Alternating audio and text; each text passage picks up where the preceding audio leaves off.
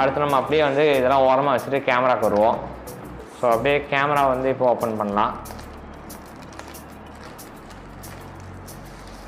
So இதுதான் ரெட்மியோட நான் சொன்ன கேமரா. இப்போதைக்கு இருக்கிறதுலே ஒரு நல்ல சர்வைலன்ஸ் ஹோம் செக்யூரிட்டி கேமரானா இதுதான் சஜஸ்ட் பண்ணுறாங்க நிறையா பேர். ஸோ நானும் உங்களுக்கு இதுதான் சஜஸ்ட் பண்ணுவேன். ஸோ அடுத்து அப்படியே இந்த கேமரா என்னென்ன இருக்குதுன்னு பார்த்தீங்கன்னா ஃப்ரண்ட்லேயே எம்ஐங்கிறத மென்ஷன் பண்ணியிருக்காங்க. கன்ஃபார்ம் பிராண்டிங் விட மாட்டாங்க. ஸோ அடுத்து இந்த இடத்துல சின்னதாக ஒரு ரீசெட்டுக்கான ஒரு பட்டன் கொடுத்துருக்காங்க.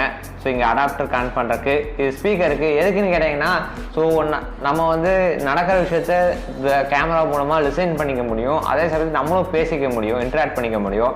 அப்புறம் கீழே ஒரு QR கோட் கொடுத்துருக்காங்க. இதை ஸ்கேன் பண்ணி தான் நம்மளால் வந்து இந்த கேமரா வந்து கனெக்ட் பண்ண முடியும். ஸோ அது என்னங்கிறத இன்ஸ்டலேஷன் ப்ராசஸில் பார்ப்போம். ஸோ கேமரா அவ்வளோதான் இருக்குது, ஒன்றுமே இல்லை. ஸோ பாக்ஸ்லேயும் அவ்வளோதான் இருக்குது, பாக்ஸ் கண்டென்ட்டும் அவ்வளோதான்.